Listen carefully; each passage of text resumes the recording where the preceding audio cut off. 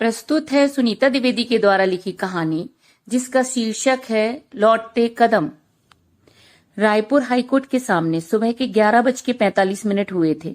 मंजुला एक टैक्सी से आती हैं। वह हाईकोर्ट की सीढ़ियां चढ़ती हैं तो हाईकोर्ट के मुख्य द्वार पर खड़े शशांक की नजर उस पर पड़ती है। मंजुला पीले रंग की साड़ी जिस पर हल्के गुलाबी रंग की लेस लगी होती है, लगभग 5 फुट 4 इंच लंबी, गोरा रंग, चौड़े कंधे, दोहरी कद काठी। मंजुला ने अपने बालों को ऊपर कर एक पिन से बांध रखा था। उसी में से कुछ लंबे लंबे बाल निकलकर उसकी सुराही जैसी गर्दन तक आ रहे थे। वह तेजी से सीढ़ियां चढ़कर पहुंचती है। शशांक उसे देखता ही रह जाता है। मंजुला, तुम कब पहुंचे शशांक? शशांक झटके से जैसे अभी अभी होश में आया हो। हाँ बोलो, क्या कहा? अरे कहाँ खो गए थे तुम? कहीं नहीं, बस तुम्हें देख रहा था। तभी पास ही बैठी शशांक की माँ को देखकर मंजुला, माँ आप कैसी हैं? और उनके पैर छूती है। बहुत अच्छी तो नहीं हूँ बेटी। एक माँ कैसे अच्छी हो सकती है जिसके बेटे का तलाक हो रहा हो? तभी शशांक, 12 बजे से सुनवाई है मंजुला, हमें अंदर चलना चाहिए। मंजुला कहती हैं, तुम चलो, मैं आती हूँ, मेरे अम्मा बाबूजी आ रहे हैं। तभी वहां एक टैक्सी रुकती है। उसमें से एक 65-67 साल के बुजुर्ग जिनकी नाक से नली डली होती है, उन्हें एक नर्स व्हील चेयर से लेकर आती है। उनके साथ में एक महिला बुजुर्ग जो स्टील की छड़ी लिए होती हैं। मंजुला उनके पास पहुंचती है। प्रणाम बाबूजी। प्रणाम अम्मा। बाबूजी अपने दोनों हाथों को ऊपर उठाते हैं और उसके सर पर रख देते हैं। अम्मा कहती हैं, खुश रहो बेटा। तभी वहां एक और टैक्सी आकर रुकती है। उसमें से मंजुला के भाई उतरते हैं। मंजुला कहती है, भाई आप आ गए? हाँ मंजुला।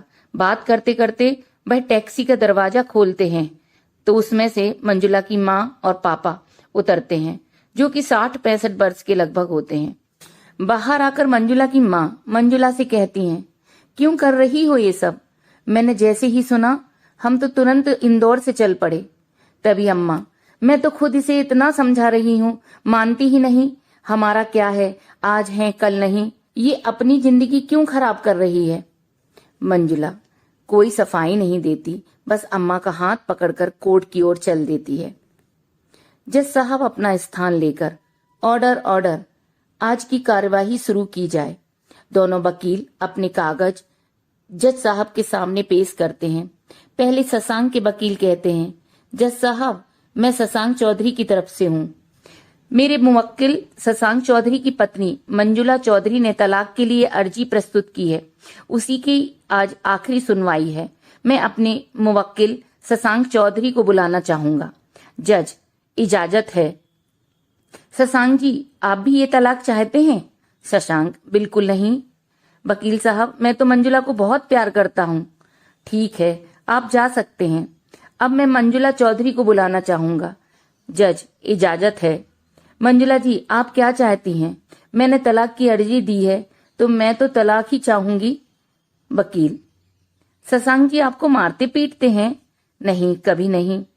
तो फिर शराब पीकर घर आते हैं? नहीं, ऐसा तो कभी नहीं है। आपसे दहेज के लिए दबाव डालते हैं? नहीं वकील साहब, शशांक तो दहेज प्रथा के खिलाफ हैं। तो फिर आप तलाक क्यों लेना चाहती हैं? मैंने अपनी अर्जी के साथ अपने बाबूजी और अम्मा के सारे मेडिकल के कागज प्रस्तुत किए हैं। मेरे विचार में उन्हें मेरी ज्यादा जरूरत है, जो कि इस रिश्ते में रहकर मैं नहीं कर पा रही हूँ। शशांक के वकील बैठते हैं तो मंजुला के वकील आते हैं और मंजुला से प्रश्न करते हैं, मंजुला जी आप थोड़ा विस्तार से रोशनी डालिए। आप क्या चाहती हैं और क्यों?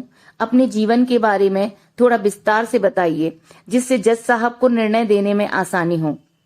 मंजुला बोलना शुरू करती है। जब वह कॉलेज से पीएचडी पूरी कर रही थी, वह पढ़ने में बहुत अच्छी थी। उसके साथ उसका बोलचाल, सभ्यता और सुंदरता सभी को उसका कायल बना देती थी। उसी कॉलेज में नए नए प्रोफेसर सागर चौहान आए थे। अक्सर उनका ध्यान मंजुला की ओर चला जाता था। धीरे धीरे उन्हें महसूस हुआ कि वह मंजुला की ओर आकर्षित हो रहे हैं। एक बार उन्होंने कॉलेज से लौटते समय अपनी गाड़ी मंजुला के घर की ओर ले ली और जब मंजुला घर पहुंचती है तो वह पहले से ही उसके माँ, पापा और भाई के साथ चाय पी रहे थे। सागर बहुत साधारण स्वभाव के थे। वह किसी भी बात को सीधा सीधा बोलने और करने में विश्वास करते थे। सागर जब जाने लगते हैं तो मंजुला के भाई जाओ मंजुला, अपने सर को गाड़ी तक छोड़ कर आओ। मंजुला उनके साथ साथ जाने लगती है, लेकिन वह कुछ बोल नहीं रही थी। सागर मंजुला से कहते हैं, मैंने तुम्हारे माँ पापा और भाई की इजाजत ले ली है। अब तुम्हारी राय जानना चाहता हूँ। मैं तुमसे शादी करना चाहता हूँ। अपने बारे में मैंने सब कुछ उन्हें बता दिया है, लेकिन अगर तुम जानना चाहती हो तो तुम मेरे कॉलेज के सामने वाली कैंटीन में कॉफी पीने के लिए मिल सकती हो। दूसरे दिन मंजुला लाल रंग की साड़ी पहने कॉलेज पहुंचती है। वह सारा दिन अपने महत्वपूर्ण कामों में लगी रहती है, कभी लाइब्रेरी तो कभी अपने गाइड के साथ तो कभी कॉमन रूम में। उसका लगभग सारा दिन ऐसे ही बीत जाता है, पर सागर कहीं नजर नहीं आते। वह शाम की कॉफी पीने कैंटीन में जैसे ही जाती है तो सामने की टेबल पर सागर बैठे होते हैं और उनके सामने कॉफी के खाली मगों की लाइन लगी होती है। मंजुला को देखकर सारा माजरा समझ आ जाता है।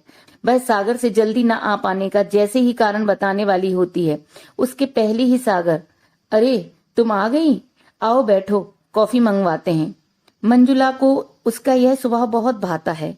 उसे लगा था कि सागर अब शिकायत करेंगे कि तुम देर से आई हो, लेकिन ऐसा कुछ नहीं होता। सागर फिर एक गुलाब का फूल जो पास में ही रखा होता है उसे देते हैं। वह लगभग मुरझा गया होता है।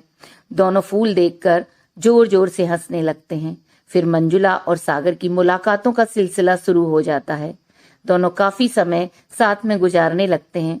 मंजुला हर दिन उसके सुलझे हुए स्वभाव से और गहराई से जुड़ रही थी। फिर वह दिन आता है जब दोनों परिवार बैठकर मंजुला और सागर का रिश्ता पक्का करते हैं।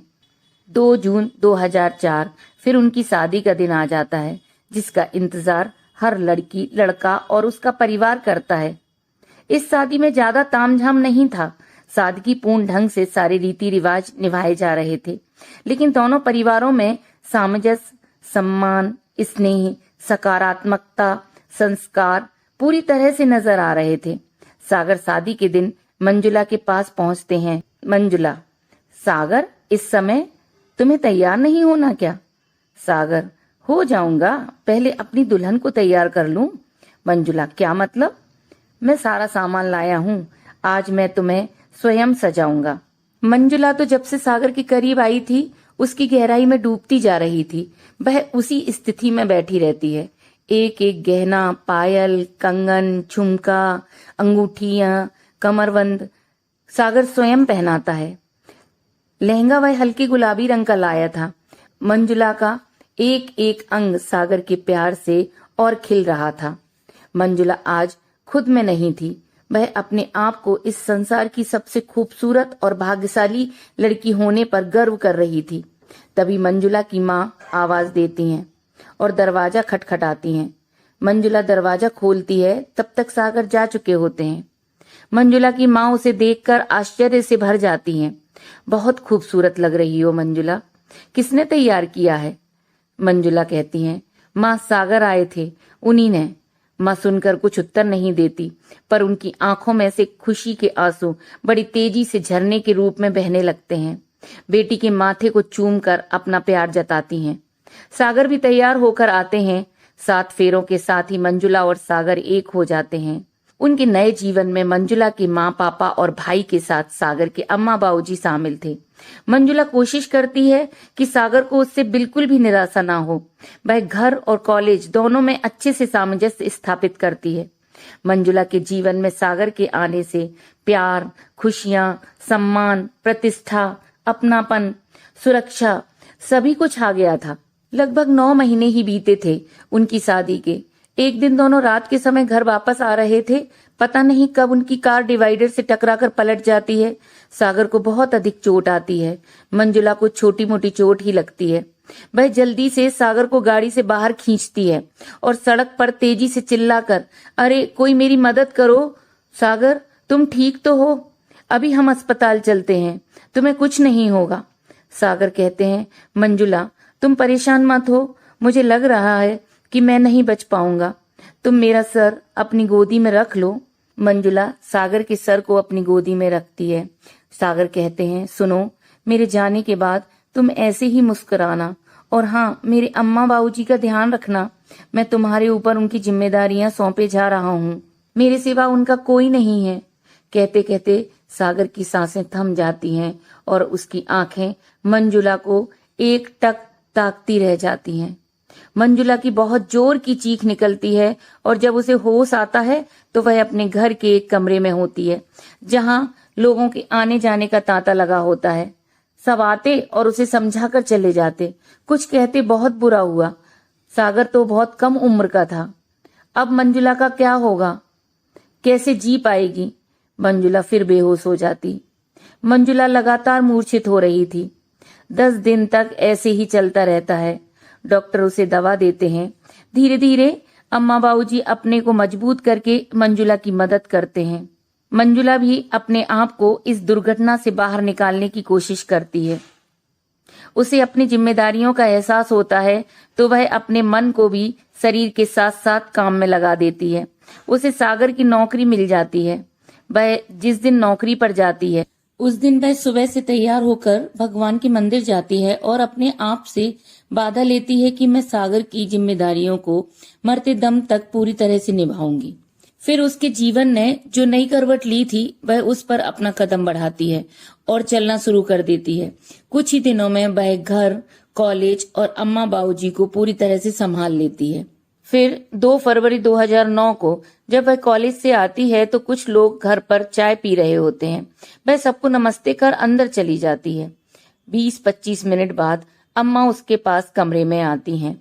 मंजुला, बाहर चलो, तुमसे मिलने कोई आया है। कौन है अम्मा? शशांक और उनकी माँ। क्यों मिलना चाहते हैं? बेटी, हम चाहते हैं कि तुम फिर से अपने जीवन को शुरू करो।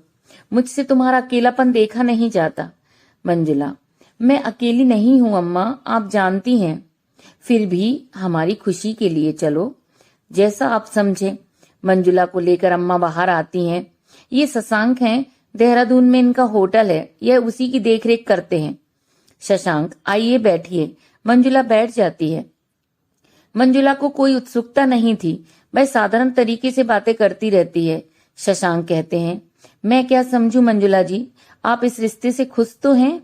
मंजुला कहती है, खुशी का ज्यादा मतलब नहीं है मेरे लिए, मुझे अम्मा बाबूजी की खुशी से ज्यादा मतलब है। शशांक, आपको कुछ पूछना है मेरे बारे में? मंजुला कहती है, हाँ, मुझे कुछ कहना है कि मैं शादी के बाद भी अपनी नौकरी नहीं छोड़ूंगी और अम्मा बाबूजी की जिम्मेदारी निभाने में कोई रुकावट आपकी ओर से नहीं होगी। शशांक हाँ कर देते हैं। शशांक को मंजुला की सुंदरता के साथ साथ व्यक्तित्व भी बहुत पसंद आया था। उसे लगा कि शादी के बाद कुछ समस्याएं अपने आप हल की ओर पहुंच जाती हैं। लगभग 25 दिन बाद मंजुला की शादी शशांक से एक बड़े से समारोह में संपन्न हो जाती है। मंजुला समझ चुकी थी कि जीवन आसान नहीं होता, बस खुद को मजबूत बनाना होता है। सही समय कभी नहीं आता, बस समय को सही बनाना पड़ता है। वह फिर भी कोशिश में लग जाती है। शशांक के साथ पूरा न्याय हो, उसके जीवन की घटनाओं का कोई असर शशांक पर ना पड़े। अपनी नौकरी से भी वह खिलवाड़ नहीं करती। धीरे धीरे समय गुजरता है। उसकी एक बेटी होती है सोनू, जिसका पालन पोषण वह अच्छे से करती है। बस उसका जीवन 2 किनारों में बटा होता है। शुरू में वह भाग भाग कर कुछ छुट्टियां लेकर सब कुछ संभाल रही थी। धीरे धीरे सभी की आशाएं उससे बहुत बढ़ जाती हैं। शशांक को लगता मंजुला पूरी तरह से उसके जीवन में आ जाए। शशांक की माँ को भी यही लगता है। शशांक की माँ कहती हैं, मंजुला, तुम हमारे साथ गलत कर रही हो। तुम अब भी पुरानी नाव में एक पैर रखे हुए हो। नए रिश्ते की गांठ को मजबूत करने के लिए पुराने धागे तोड़ने पड़ते हैं। मंजुला इन सब बातों का उत्तर देना सही नहीं समझती और बड़ों से विवाद करना उसकी फितरत नहीं थी। वह जानती थी कि कुछ बातें अधूरी ही रहें तो बहुत अच्छा है। बातें पूरी होने पर अक्सर रिश्ते बहुत जल्दी खत्म हो जाते हैं।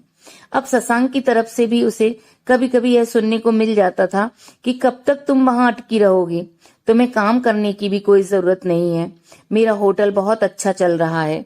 मंजुला की परेशानियां बढ़ती जा रही थी क्योंकि बाबूजी की तबीयत दिन पर दिन खराब हो रही थी और अम्मा के घुटनों का दर्द इतना था कि वह बहुत ज्यादा नहीं चल सकती थी। मंजुला जब रायपुर रहती तो कॉलेज और अम्मा बाबूजी की देखभाल बहुत अच्छे से करती थी, लेकिन उसे थोड़े थोड़े अंतराल पर देहरादून आना पड़ता था। एक बार तो जैसे ही वह देहरादून पहुंचती है, उसे खबर मिलती है कि बाबूजी आईसीयू में हैं। वह तुरंत लौटने की बात शशांक से करती है तो शशांक भड़क जाते हैं। मंजुला, तुम तो मुझे और मेरे घर को सिर्फ उपयोग कर रही हो, लेकिन तुम्हारा समर्पण तो आज भी सागर के परिवार की ओर है। तुम्हें कुछ निर्णय तो लेना ही पड़ेगा, ऐसा नहीं चलेगा। मंजुला वहां कोई उत्तर नहीं देती। रायपुर आकर पहले बाबूजी की देखभाल करती है, उन्हें घर लाती है और उसके बाद वह अपने वकील को बुलाकर तलाक के लिए अर्जी दे देती है।